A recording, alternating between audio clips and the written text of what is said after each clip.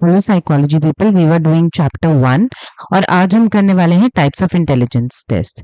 Now intelligence types कितने types के होते हैं? इतने individual, group, verbal, performance, culture fair and then culture bias. ये सब हम एक एक करके आज देखने वाले हैं।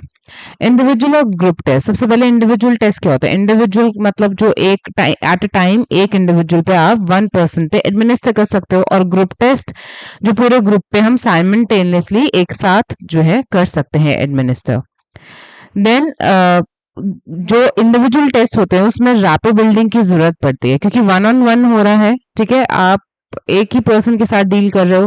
Then you have to know कि उनके फीलिंग्स क्या है, मूड क्या है, एक्सप्रेशन क्या है ड्यूरिंग टेस्ट सेशन, एवरीथिंग। एक रैपो बिल्डिंग करने के बाद ही आप ढंग का टेस्ट ले पाओगे। क्यों? Because it is important to, why it is important to know their feelings and mood. Because अगर मान लीजिए कि आपको रैपो बिल्डिंग के दौरान पता चला कि वो रात को ठीक से सोए नहीं है, या उनकी नींद कंप्लीट नहीं हुई है, या मूड अपसेट है, ही और she is not in a fresh mood, तो जो आपके टेस्ट रिजल्ट्स हैं हो सकता है कि वो एक्यूरेट ना आए, क्योंकि वो शायद टेस्ट जल्दी जल्दी खत्म करने के चक्कर में हो। तो इसलिए एक रैपो बिल्डिंग करके उनके मूड फीलिंग्स के बारे में जान के तभी आप उनको टेस्ट दे सकते हैं। वेयरएज ग्रुप टेस्ट में क्या होता है? ग्रुप टेस्ट में you don't have the an opportunity कि आप वन ऑन वन किसी को जान सको, उनके मूड उनकी फीलिंग्स को जान सको, बल्कि आप बस सीधा ग्रुप में बिठाते हैं लोगों को और उन पे टेस्ट अप्लाई कर देते हैं।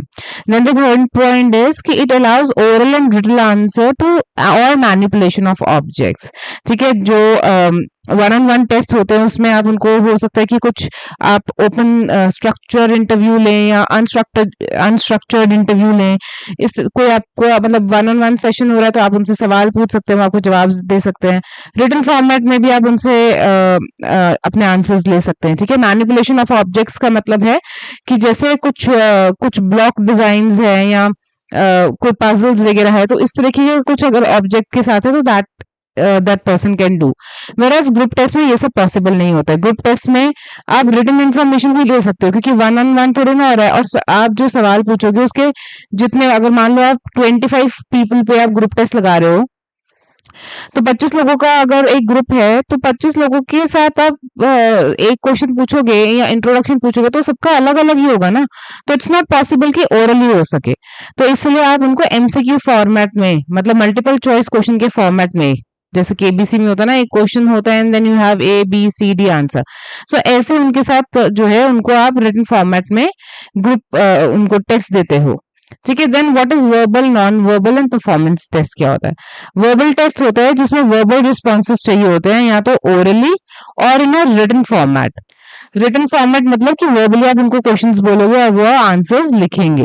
ठीक है, ये सिर्फ लिटरेट पीपल पे ही आप एडमिनिस्टर कर सकते हो, जो पढ़े लिखे हैं, क्योंकि तभी वो रिटन फॉर्मेट में आंसर आपको प्रोवाइड कर सकते हैं, या उनको चीज समझ आनी चाहिए जो पढ़ के वो दे सके जवाब। तो ये सिर्फ लिटरेट पीपल पे ही हो सकता है। नॉन वर्बल क्या होता है? पिक्चर टेस्ट होता है नॉन वर्बल, इसमें कुछ बोलने की जरूरत नहीं पड़ती। For example RPM, Raven progressive matrix test जो है, आपके बुक में भी इसका एग्जाम्पल दिया हुआ है। इसमें क्या होता है कि एक इमेज होती है और उसमें कई सारे ऑप्शंस होते हैं और आपको सिलेक्ट करके वो देखना होता है कि कौन सी इमेज फिट बैठेगी। ठीक है, सो इस तरीके के परफॉर्मेंस टेस्ट होते हैं, इस तरीके के नॉन वर्बल टेस्ट होते हैं। And then there are performance test, जिसमें ऑब्जेक्ट मैनिपुलेशन होती है किसी मटेरियल की, जैसे क्लोज ब्लॉक डिजाइन। ठीक है, ये एडमिनिस्टर करे जा सकते हैं किसी भी कल्चर पे, क्योंकि इसमें लैंग्वेज का तो कोई रोल ही नहीं है। लैंग्वेज का रोल नहीं है तो हिंदी किसी को आता ही नहीं आता है, इंग्लिश किसी को आता ही नहीं आता है, वो इलिटरेट है, लिटरेट है, स्कूलिंग हुई है नहीं हुई है, इट डजेंट मैटर। ठीक है, और वैसे जितने नॉन वर्बल टेस्ट होते हैं वो ज्यादातर परफॉर्मेंस टेस्ट ही होते हैं। इसका एक एग्जाम्पल देखो, जैसे ये को ब्लॉक डिजाइन। अब इसमें क्या होता है, इस तरीके के आपको एक शीट दे दी जाती है और कुछ ब्लॉक्स दे दिए जाते हैं। ठीक है, ये जैसे आपको दिख रहे हैं यहाँ पे ब्लॉक्स, तो ब्लॉक्स दिए जाते हैं और ये शीट, ये डिजाइन आपको कॉपी करके ब्लॉक्स से बनाना होता है। जो ब्लॉक्स पे वही डिजाइन बनाना है जो उस पर डिजाइन बना हुआ है। तो it's kind of a performance test, जैसे पजल सॉल्विंग होती है। Then there are culture fair test and culture bias test. Culture fair मतलब वहां पे कल्चर का कोई रोल नहीं है, यूरोपियन कल्चर है, अफ्रीकन कल्चर है, एशियन कल्चर है, उसमें वो हर कल्चर में आप कर सकते हो। तो ऐसे कौन से टेस्ट हो सकते होंगे? परफॉर्मेंस टेस्ट और नॉन वर्बल टेस्ट, क्योंकि वहां पे लैंग्वेज का कोई काम ही नहीं है, परफॉर्म करके दिखाना। तो ये कल्चर फेयर टेस्ट होते हैं। यहाँ पे डिस्क्रिमिनेशन नहीं होता बिल्कुल भी। There are very less chances, यहाँ पे डिस्क्रिमिनेशन की कोई चांसेस ही नहीं है इनफैक्ट।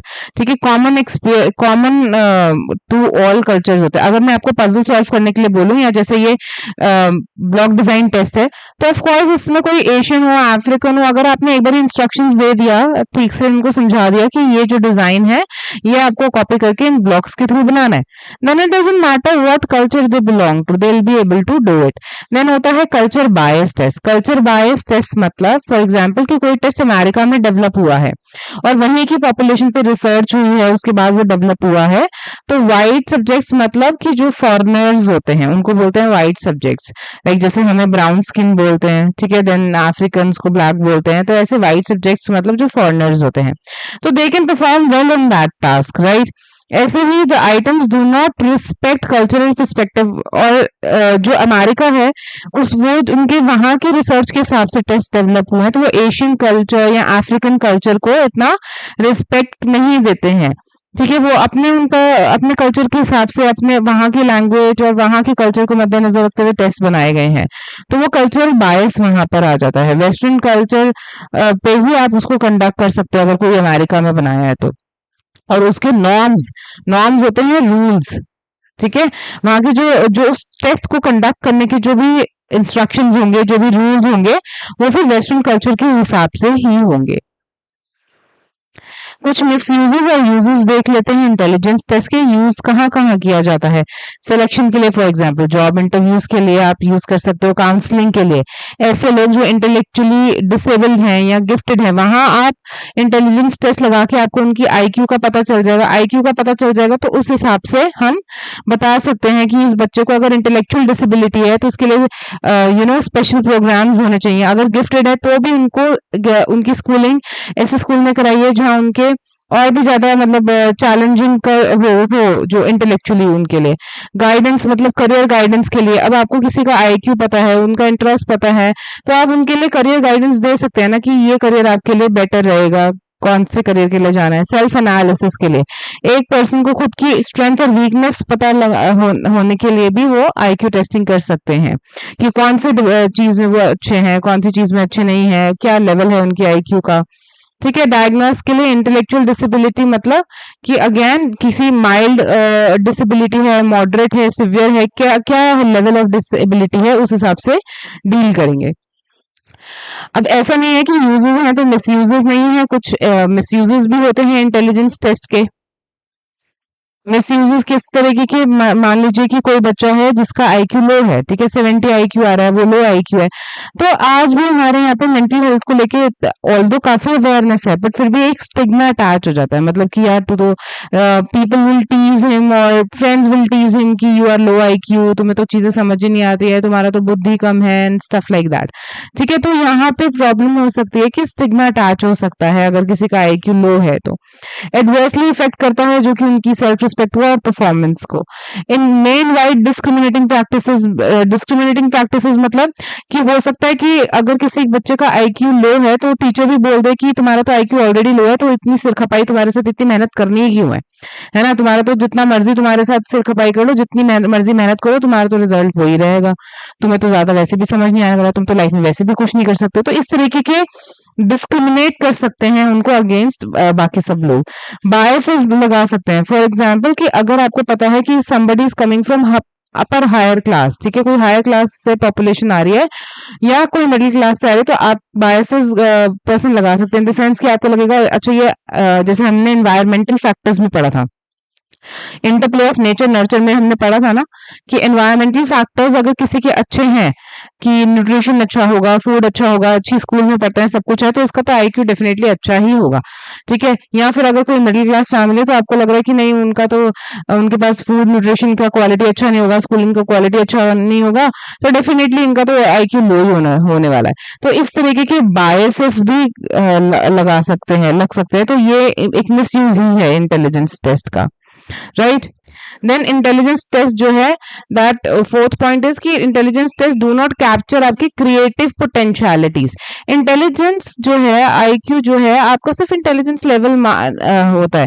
इसका मतलब ये नहीं है कि जिसका इंटेलिजेंस लेवल कम है तो वो क्रिएटिव नहीं हो सकता, ऐसा बिल्कुल भी नहीं है। ठीक है, इन क्रिएटिविटी लेवल और इंटेलिजेंस लेवल ऑल्दो एक दूसरे को कॉम्प्लीमेंट करता है, बट काफी हद तक इंडिपेंडेंट भी होते हैं। ठीक है, तो क्रिएटिविटी के अलग टेस्ट होते हैं जो आपकी क्रिएटिविटी लेवल को मेजर करते हैं।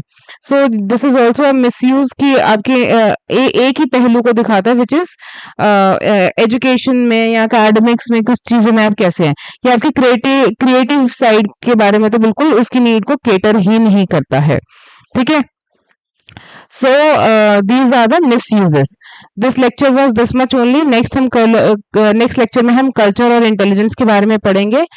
If you like, अगर आपको वीडियो समझ आया, आपको lecture समझ आया, do give me a thumbs up. Let me know in the comment section how was it for you. Till then, keep learning and keep revising. I'll see you in the next video. Bye.